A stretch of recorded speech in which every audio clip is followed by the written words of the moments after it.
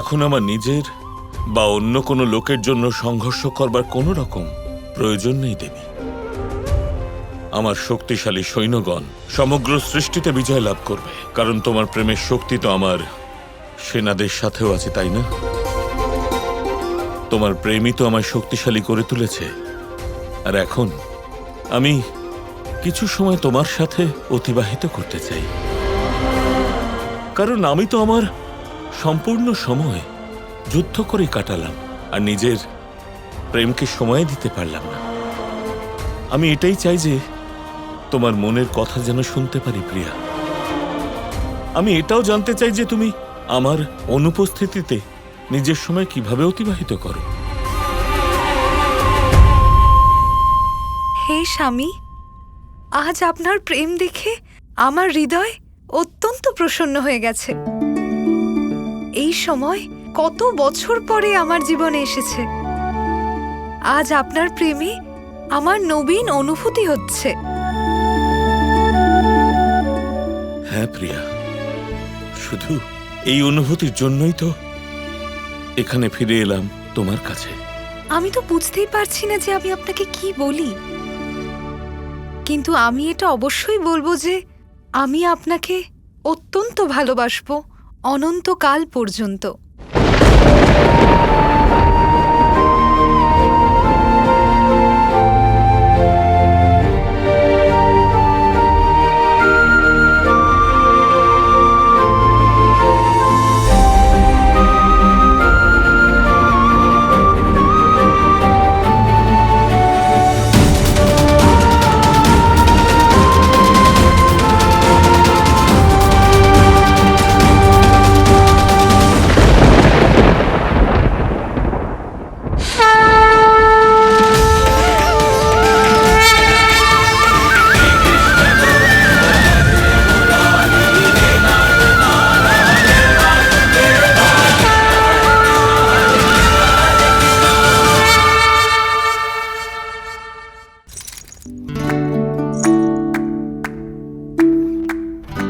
দেখলে কৃষ্ণ, আমি বলেছিলাম না? আমি জানি রাধা, কিন্তু তুমি চিন্তা করো না, কারণ আমি চিরকাল তোমারই থাকবো।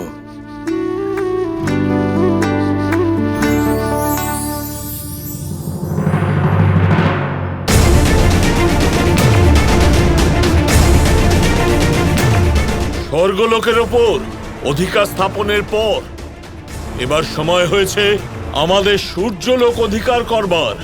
সূর্যদেব নিজের সিংহাসন ত্যাগ করুন। এবার বিশ্ব সংসারের আকাশে শুধুমাত্র শঙ্খচূড় জাজ্বল্যমান হবে।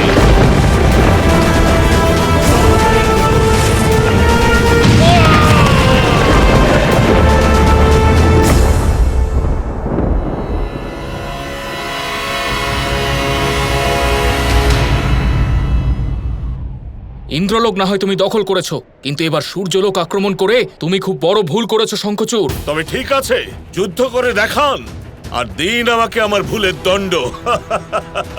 অগ্নিদেব, বায়ুদেব, নিজেদের সমগ্র শক্তি দিয়ে ওর উপর আক্রমণ করুন। শ্রীকৃষ্ণ আমাদের সাহায্যের জন্য তুলসীর কাছে গেছেন, অবশ্যই আমাদের জয় হবে। আক্রমণ!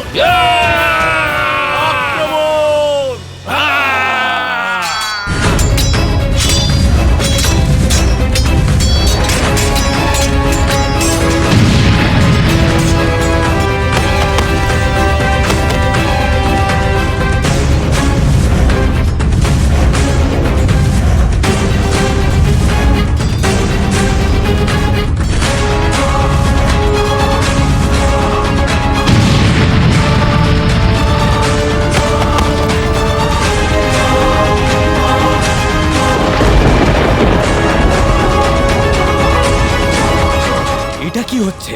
শঙ্খচূড়ের শক্তি তো আরো বেশি বেড়ে গেছে। এটা কি করে সম্ভব হলো? মনে হচ্ছে শ্রীকৃষ্ণের তুলসীর সাথে দেখা করার পরিকল্পনা ব্যর্থ হচ্ছে। শ্রীকৃষ্ণের তুলসীর কাছে শঙ্খচূড় রূপে যাওয়া ঠিক হয়নি, এর ফলে ওর শক্তি বেড়ে যাচ্ছে।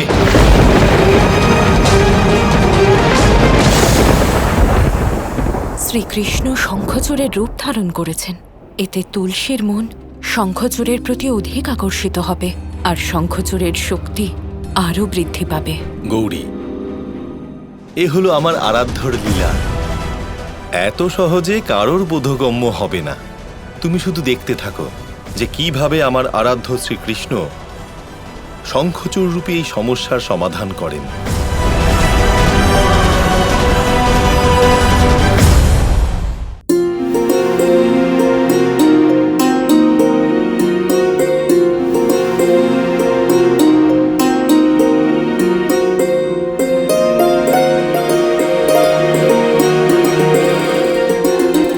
খান না, এভাবে কি দেখছেন?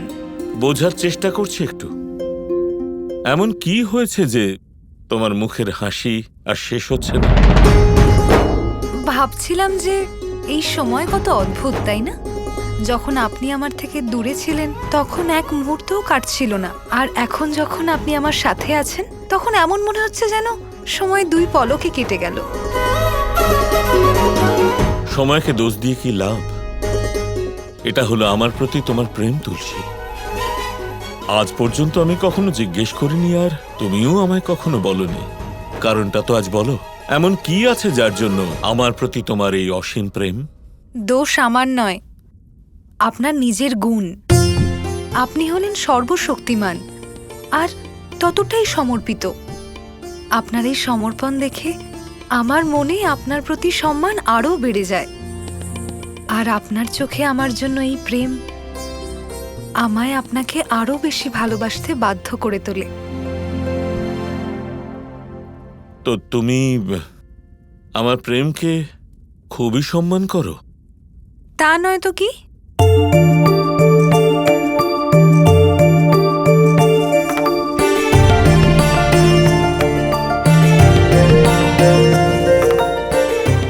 তুলসী, তুমি কি জানো এতদিন যুদ্ধ করে আমি কত লোক জয় করেছি?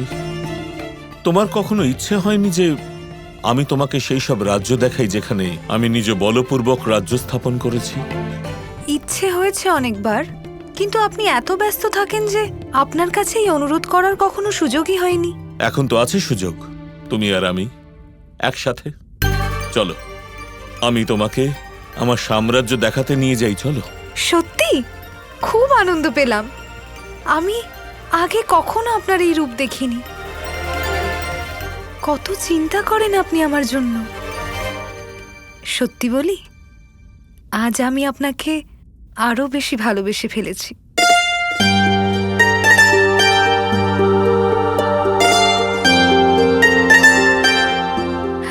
আমি এক্ষুনি আসছি। এবার তুমি শঙ্খচূড়ের আসল রূপ দেখতে পাবে তুলসী। তারপরে অন্তিম সিদ্ধান্ত তোমার হবে।